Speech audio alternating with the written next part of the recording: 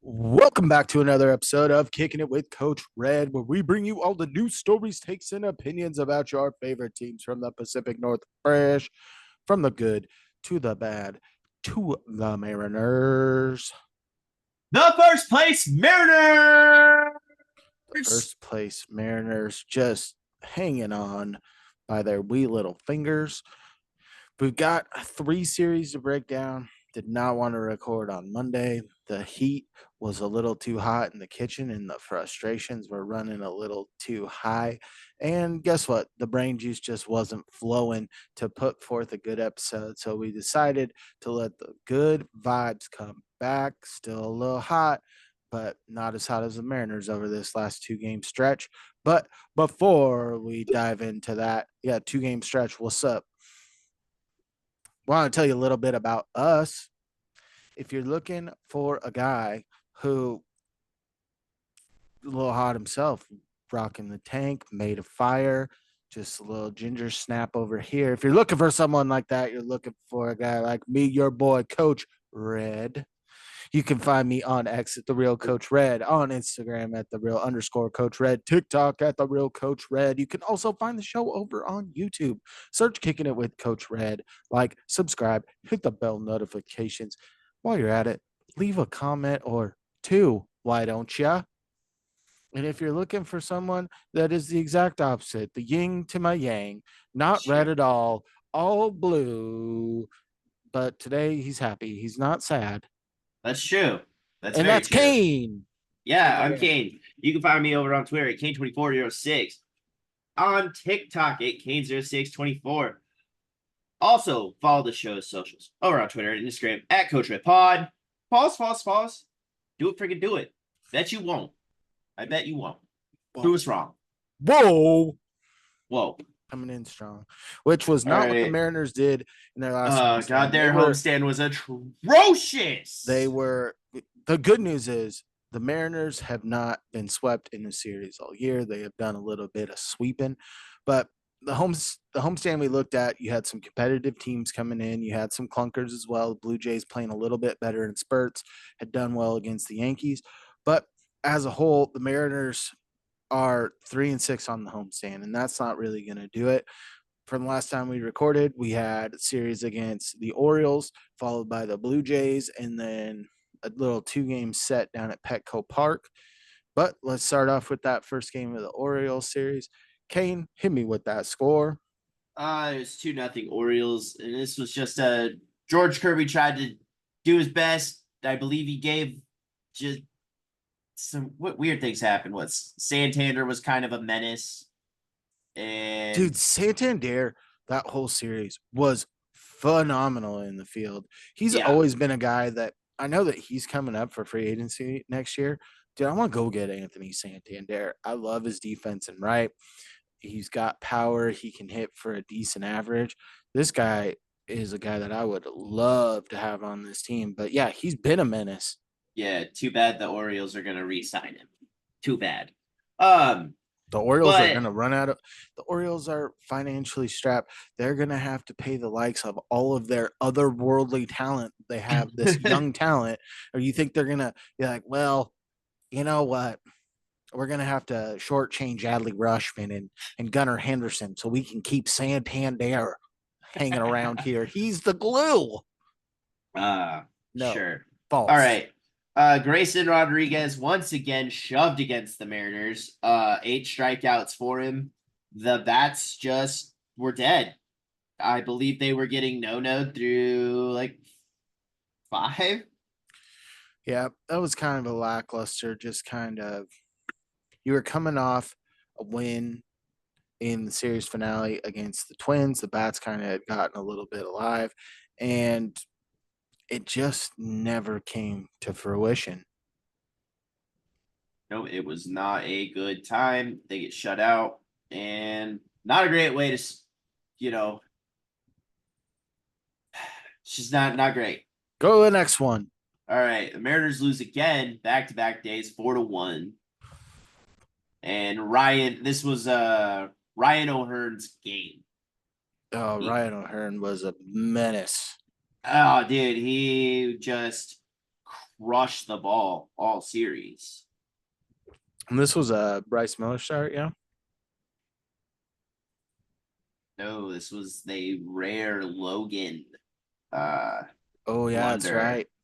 This was the clunker by Logan. Didn't you thought that after the Kirby game where he pitched extremely well, I expected Logan to come out, and Logan still did some good stuff. You know, what a Yeah. what a Uh, what a tall star that guy is. Plus side, out of these first two games, bullpen was phenomenal. Dude, the They bullpen has been money. It's been great. Austin Money. Voth, oh my goodness. I That think dude that when is you really look at dirty. this whole I think during most of the homestand, I think the bullpen only gave up like one or two earned runs. I The believe whole so. the whole I believe homestand. so. The bullpen was going crazy. The bats just kind of let them down again. I believe this one was the 3rd of July game. Cal Raleigh parks one into the seats late in the game. It's kind of like that funny thing where it's like Jesse Winker, it's a 2-run homer to get the lead from 10 to 8. Yeah. Yeah, but bullpen was solid, closed out the game, jumped into the next one. Mariners win, avoid the sweep 7-3. And they were doing some things against Corbin Burns. They did enough, right? I mean, they got 2 runs, and they only struck out 6 times against him, which I'm going to take that through 6. I'll take that through 6 all day. All right, so we'll call this one the Bryce Miller start. Bryce Miller looked pretty solid in this game as well. Yeah. Minimal runs given up, and the Mariners keep their streak alive of winning on the 4th of July. This is the 4th consecutive 4th of July that they won. Not as prolific as the Logan Gilbert complete game shutty that he tossed last year on the 4th of July, but this was a game that I was anticipating not watching at all. Had the day off, was going to be recording another podcast. Technical difficulties happened, and it was just like a fun, enjoyable watch. Having a few cocktails, just enjoying the day. Yes. And yeah, they won 7-3. That's worth something, dude. The bats got hot late. J-Rod. J-Rod. Well, yeah, they really started zooming once the bullpen came out. But J-Rod went deep. That was awesome. And then, was this a Ryan Bliss start? It was. Yeah, he grounded into a fielder's choice. They scored. JP with a double. And oh yeah, Garv Sauce absolutely demolishing a Yeah, baseball. Garvsauce heating up a little bit right now. A little bit. A little bit. I like what I'm seeing from him. You know what? I am messing with him at 2 in the lineup. I kind of like it. If he can just get right. If he can just get right, 2 is just I don't love him at 2 just because I want a little bit more speed in front of my guys, and Garvsauce does not give that to you. But fair enough. Garvsauce made another appearance, if I'm not mistaken, it was either Friday or Saturday, but I we'll think it get was there. Saturday. So let's get into The Friday's game. opener against, really tough series at home, honestly, dealing with the split fan base. The Mariners pull it out 2-1. Not very exciting, but hey, they won. And the only runs came off was Rayleigh just crushed the ball, and Early in Julio that game, he and got robbed. He got Cal. robbed. Dalton Varsha Yes. was another menace in this homestand. Yes. Crashes into the wall. Eliminates a couple of runs, which just really Deflated. hurt. And you've got Luke Rayleigh that's in his next one gets a little revenge and puts one in the gap, scores the 2 runs, and really puts the Mariners in a position to win this game. And La Piedra was out there and shoved. Finally, love to see it out of him. He's the ace of your rotation. You needed this. And he He came out loves through. pitching against the Blue Jays, baby. Yeah, 6 2/3. Only gave up 2 hits, 1 earned run, 2 walks, and 8 punchies. Love to see that out of him. Bullpen came in again, did its job. Austin Voth continuing to strike dudes out. Um, Austin it, Voth, after today, which I'm jumping ahead of myself, in his last 6 appearances, he has given up 0 runs, and he has it, also given up 0 hits in his last 6 appearances. The dude's really ratcheted it up here after a somewhat shaky start to the season. yeah, really, he really has. Ryan Stanek comes in, absolutely nails again. He just seems like he's built different this year, and Munoz shut the door. Overall, great win. Then you go jump into Saturday's game, and they lose 5-4, and that was tough. This was Alejandro Kirk's game, and another kind of little menace. Up against Emerson Hancock. Yes, this was the spot start. The worst thing is Emerson was at 93 pitches in the fourth. Can't have that, big dog. Can't No, have that there.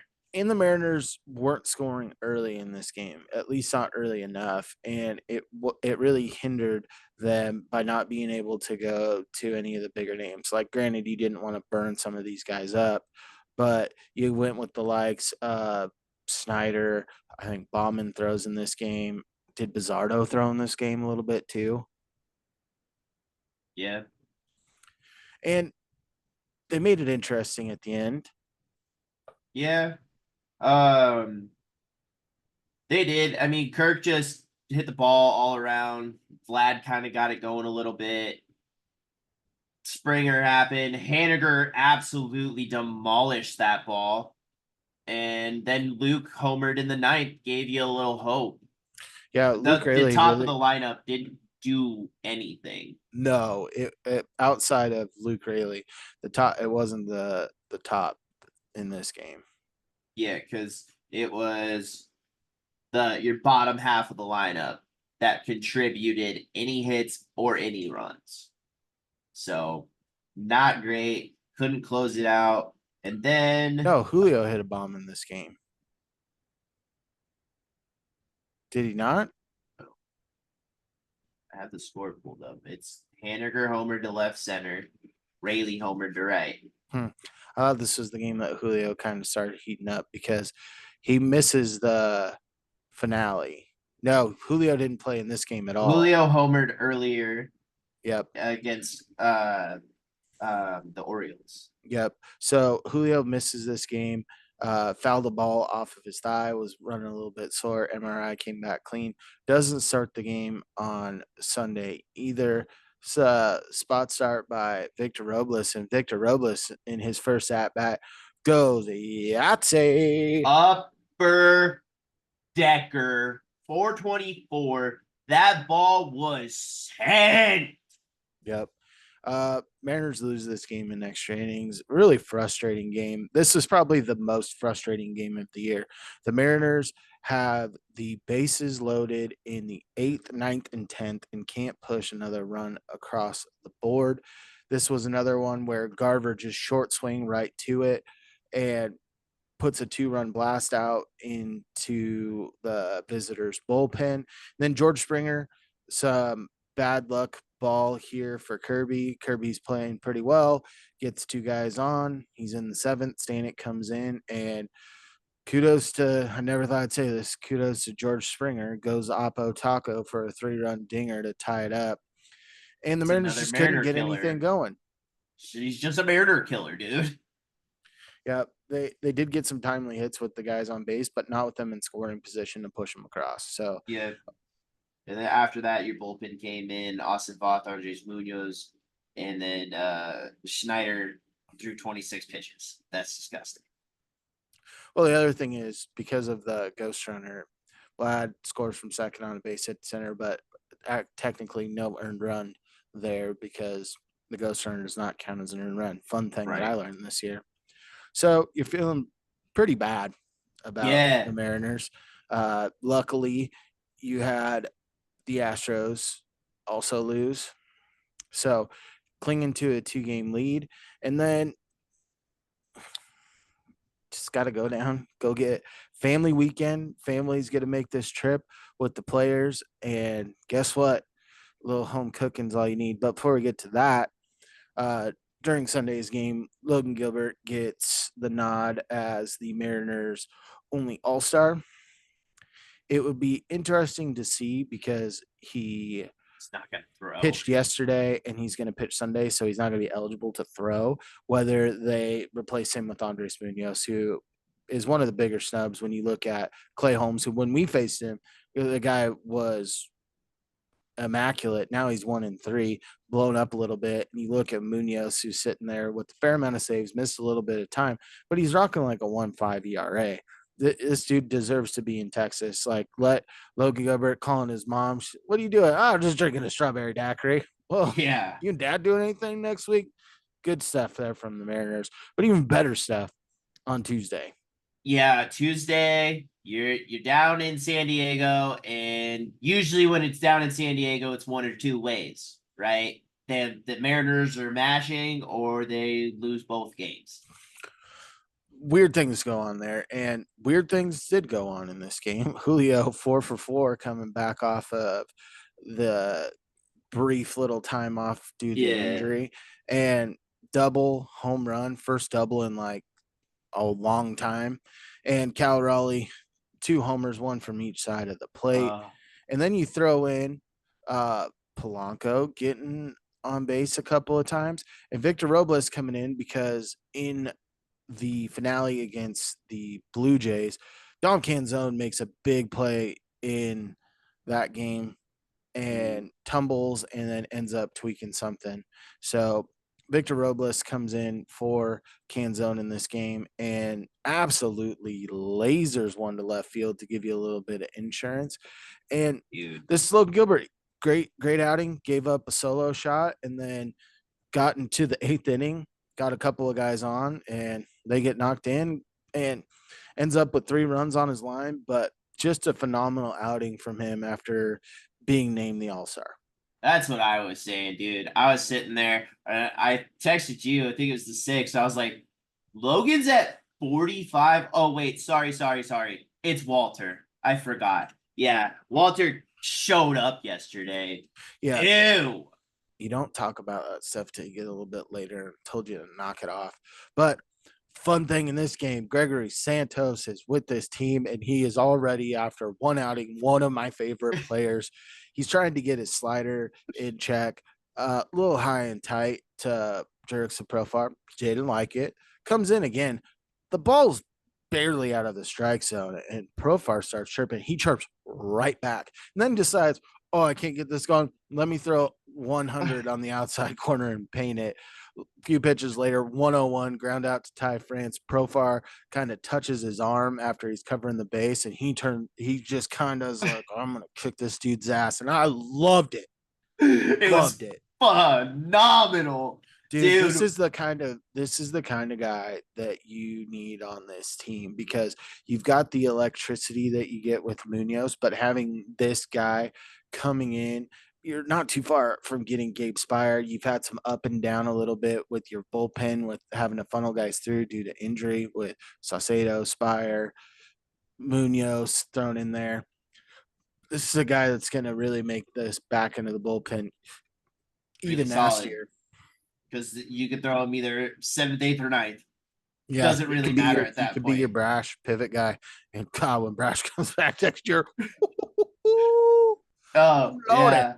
It's gonna be awesome. But yeah, this game was awesome. Cal Raleigh was 3 for 5 on the day. Julio was 4 for 4. They didn't let him try to go for the cycle. It was a triple away. I thought he had the triple on the double. Nah, in the left field corner. That's with Profar, he's slower. Yeah, you take the win, and this is a Padres team that's been mashing the ball. They're one of the better hitting clubs in the National League, and the ball flies at Petco. Yeah, and they did a great job. Guess what? Bryce Miller comes in today and goes 6 innings, 5 hits, 1 strikeout. He Marco'd. No earnings. He Marco'd. Well, the thing that was crazy, you had in the second inning, they end up getting the bases loaded with one out, and Han Young Sim Kim hits a ball to Julio. Ah, Song Kim. Yeah, that's what I said. Hits the ball to center to Julio, and Julio takes like 3 steps after catching it, 2 hops it to the plate, and still gets Serrano at home plate or Sedano at home plate. Yeah. And the Mariners scored early in this game without getting a hit. There's an error by Luis Arias at first, and Cal Raleigh steals another bag earlier to put himself in Is scoring that position. 6? Yeah, 5. He's at 5. Ah. And then later in this game, you got a double by Ty France, I believe. No, it was not Ty France. Sorry, I was listening to the game on the radio in between phone calls, so I missed part of this. But Polanco, Gotta stay another woke. RBI. So Polanco's starting to heat up, which is good to see because I think that us included, along with everyone else that reps the Mariners, was about over the Polanco experiment, and he's finally showing some signs of life. You've got Yeah. some bad at bats from Julio today, going golden sombrero after going 4 for 4 with a lot of power the night before. But you take it. You take what you can get, right? And Yeah. like you said at the beginning, it's like, we did this last night, you did this. I go, if I were to tell you that over the last 2 games, Julio's batting 500 with a homer and a double, you're like, oh, that's pretty good. Yeah. Well, it's all about how you word it, baby. I So know. the Mariners end up coming out. Austin Voth comes in again, sees 3 hitters, shuts the door. Standing, That high curveball he threw. oh, it's filthy. And then you Oh my got Stanek gosh. coming in, was a little erratic, does only gets you 2/3 of an inning, and Munoz gives you another 4-out save. And it was a little shaky for Munoz too. He walks the first 2 hitters, then gets a weak ground ball, then strikes out Padres all-star outfielder Jackson Merrill, and then a nice little weak liner up the middle that JP snares. Ty France in this game, dude, talk about Ty France. He's starting to heat up a little bit with the stick. He mashed double the night before. He ends up going upstairs to rob a single. Like, whoa, dude, he must have had the Reebok pumps and put a little extra air in those things because he got up.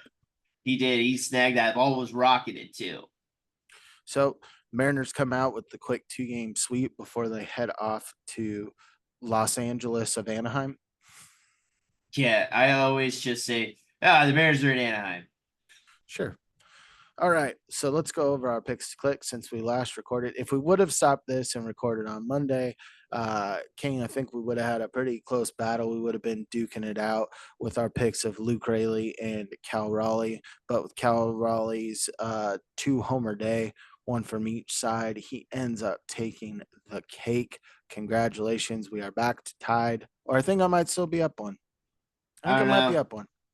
I don't Still up know. one on the picks to click. So with this, it's going to be a little bit longer. So we've got the Angel series, and then you got the All-Star break. We're not going to record during the home run derby and the Wednesday before. I'm getting ready to go on a little vacay, so we will not be recording next week. Next time you will hear from us is I believe it's the 22nd, which is Monday. So this will encapsulate division rivals in the Angels and the Astros. Kane, who is your pick to click over this? We are gonna double down again and give me Big Dumper. Yes, sir. I think that Cal Raleigh loves hitting in California too. It's gonna fly different in LA. So Cal Raleigh's gonna go off and homestand against the Astros. He's got to stand on business. So Cal Raleigh is my pick to click for the next 6 games that they play, or 7. 7. 7. Coach Red, who's your pick to click? I'm going to go international with this one, and I'm going to France, baby. Ty France. That ball that he hit on Tuesday to the right center gap, that ball was absolutely smashed. And If he doesn't get traded, single again today. So I'm sitting there. Ty France, usually when the weather heats up, he can heat up a little bit. He's a little less volatile than like a Julio Rodriguez, and he's going to get a lot of run with this team, right? There's Luke Rayleigh's the only guy that can give him a blow at first base, and I think that Ty France typically does well against the Angels, and I'm expecting this team to come out like gangbusters. They know what they need to do to the Astros at home. They've only lost 2 games to the Astros, and I think they've won 4 or 5 so far.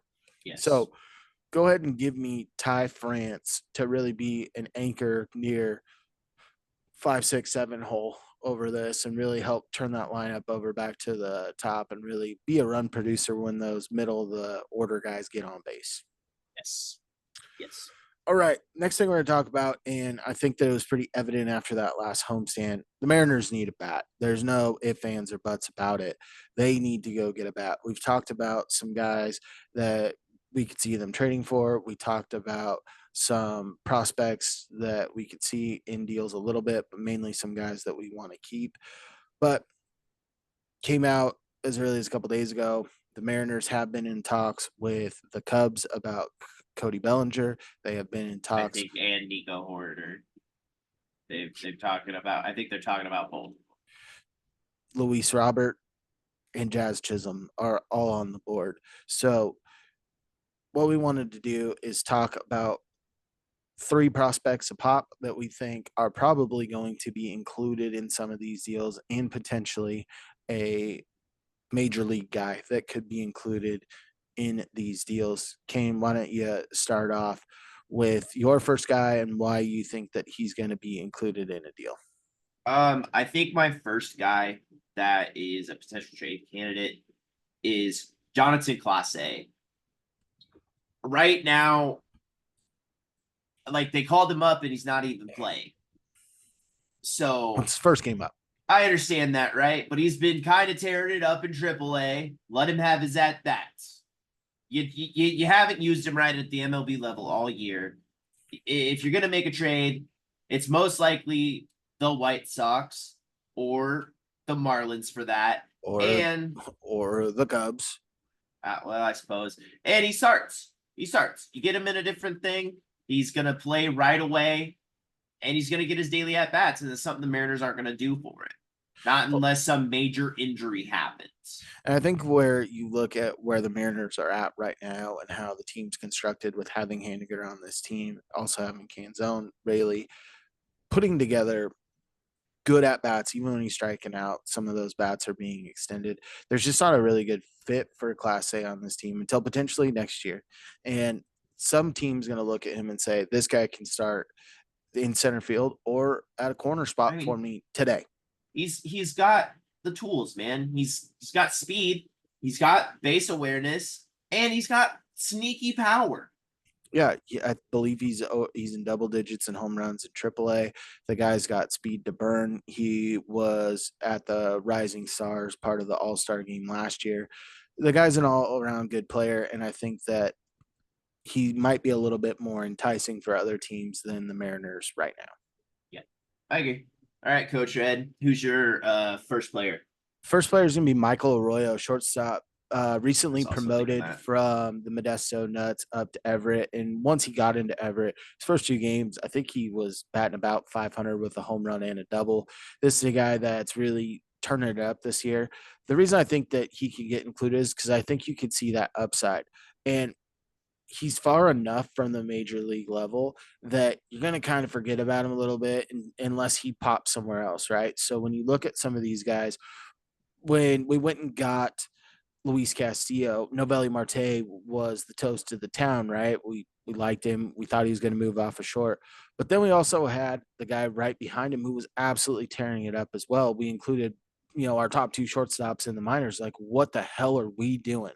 Well, we went and drafted a couple of guys that came out as prep shortstops and had a good international signing. And I think that with where the Mariners are at and how good they have been at identifying talent in the draft and how they've done well in signing international free agents, I think that this is someone that has skyrocketed up a little bit this year, and you can kind of see the potential in him. And I think he could be an intriguing piece He's not going to be the headliner of the group, but I think that this could be a piece that you include to make your offer go over the top. Okay. All right, Kane, who's the next guy that you got? My next guy is Harry Ford, and I think he's gone no matter what. I think With he him playing is, left field earlier this week, I think that they're yeah, trying to increase his trade value. because there's really no spot for him on this team. And not for a while unless he does change positions. But then again, you have a plethora of other players there too that are potentially going to be better than him. So this is a guy who just blew out of the gate. He was hitting like 350 for a month and a half, blasting home runs, going positive on almost every night, and being a plus catcher at it. He's got the tools. More like a Pudge guy, it seems like, and you can get a lot out of him. And I just, with Cal Raleigh on this team and the future that you probably see with him, there's no room for Harry Ford on this team. Unless he makes a move to the outfield, but it's a lot easier to move a position player, a shortstop, a la Adam Jones to the outfield, right? So I think that Tatis. with Harry Ford, I think that it is a tough spot for him in this organization. He's a guy that is almost a consensus top 50 prospect across the board. He's been a top 50 prospect for over a year now. I think that he could definitely be the headliner in a lot of these bigger name deals. Yes, I agree. Coach Red, who's your second prospect? My second prospect is a guy that I would hate to give up, but I think that it might be necessary, especially if you're going after like a Luis Robert. I don't think with the deal that Cody Bellinger signed or with Jazz Chisholm, because I think that his prospect haul is a little dampered by him not having a true position and also the injury concerns that he's had the last couple of years, which have been quashed a little bit this year because he's only, 9 or 10 games away from the games played from last year. But Fenlon Selston is a guy that was a top international free agent signing, tore up the Arizona League, and is continued it into Modesto. He laced a double off of a rehabbing Robbie Ray. I think this guy probably has one of the highest potentials to stick at shortstop. This is another guy that's far enough from the major league level. He's probably 2, maybe 3 years out from making an impact at the major league level.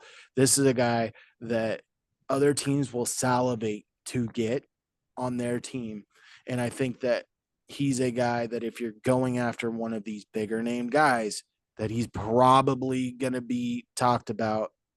And I would not be shocked if he gets moved. All right, Kane, who's Right. the last guy that you've got at the minor league level? I'm gonna go with Ben Williamson. I was just looking at our top 50 prospects earlier, or whatever, our farm system earlier, after we had talked about this on the telephone. Um, I was just like, all right, I know we know the top guys that we think are going, but let's get a little bit outside of that, right? This is a guy that kind of flew under the radar, and he's really been showing out this year. Every night I see from the Mariners Miners Twitter page, like the dude is raking left and right. And he plays a pretty stout third base. Yeah. Like, let's see, what is his batting average this year? It's 258. How many games? 42.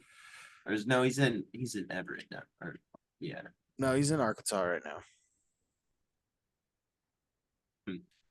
Here's the thing why I think hampers him a little bit. He's not as toolsy. He doesn't have that prospect fanfare. He could be a guy that could be a solid role player for a team, a la like a Josh Rojas. Or if we're looking at trade prospects, he's going to be kind of in that Class A mix, right? Where he could be a contributor for your team, but does he put you over the top? Does he give you that little extra? I think that he very well could be a piece depending on what someone's farm system looks like, because I think he could probably play either corner of the infield coming up. So if it's something where a team's a little bit thin, I could 100% see him being factored into a trade.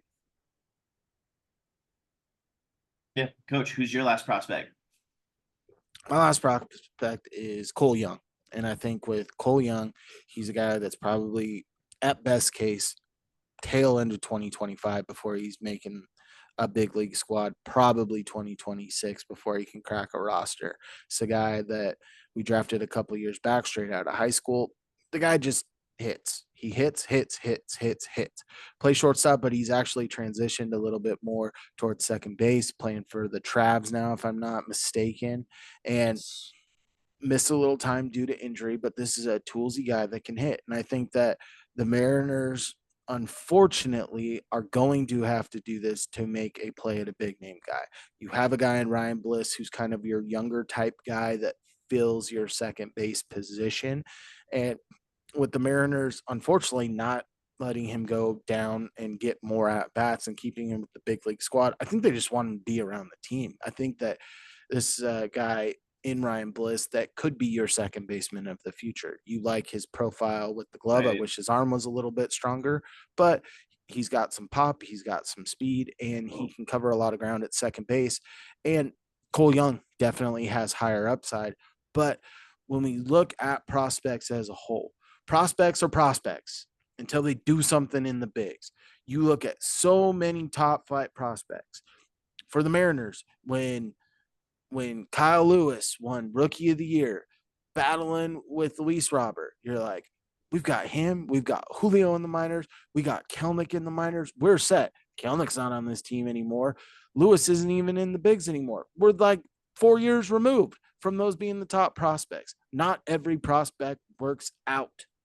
Yeah. And guys that fly under the radar end up being good pieces. So if you trust in what the Mariners have been doing in the draft year in, year out, especially the last 5 years. Not to mention, we still have Cole Emerson. Just Cole throwing that out Emerson there. and Ty Pete. Exactly. So Who all just hit. yes, exactly. So the Mariners have done a good job at drafting, and this is what you do. This is what good teams do. When you look, I think I was talking to someone the other day at work, and we're talking about, who can we go trade for? Who can we do this? What can we do there? And I go, look at the Mookie Betts trade. When the Dodgers went and got Mookie from the Red Sox, the guy, the can't miss prospect was Alex Verdugo. Alex Verdugo ends up signing a 1-year deal with the Yankees or gets traded to the Yankees in the last year of his deal. They're prospects until they do something. Go get an established MLB level talent and go try to win a World Series. But we also think that there might be some guys that might not be on the team that are at the big league level and could be included in a trade. Cain, who is your player at the big league level that you think could be included in a trade package? Ty France. I think Ty France gets dealt. Because the one thing that I see is he's very streaky. There is injury concern. Maybe he thrives somewhere else. Maybe get be another Mariner that's left and just crushed, right? Like a lot of other guys. But I do think that Ty France is dealt because I think they're gonna get flat. And they need somebody to they had to play third against us. Ty France can play third and first. Literally what they have. So I think Ty France goes in this deal. I don't know how I feel about it because sometimes I'm so hit and miss on Ty France. But that's just my gut feeling, man. Coach Red, who's your MLB player going? Before I do that, can I say something and you promise not to get your feelings hurt? You got to promise. Just say your words. You got to promise. Coach Red, just say the words. you're an idiot because one, Sometimes. the Blue Jays came out and said that they are not trading anyone. The only guys that are on the block right now are their guys on expiring contracts. The other thing is Ty France is not going to be included in a big name deal because Ty France is an expiring contract. They're not going to want to take on the dollars, the capital. If you're actually trying to rebuild, you want to give that spot to a up and coming player and kind of give him an audition for the last part of the year.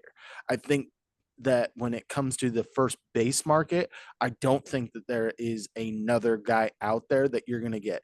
With the Mets being in the mix, I think Pete Alonso's off the board. I think that when you look at Vladdy, he's off the board. If you want to go try and get a guy like Andrew Vaughn, so you want a guy that profiles, he's a little bit more athletic than Ty France, is also kind of streaky. I don't want that kind of player. I want the guy I know. I want the guy I love. I want to Viva la freaking France, baby. I just Right? I don't know, man.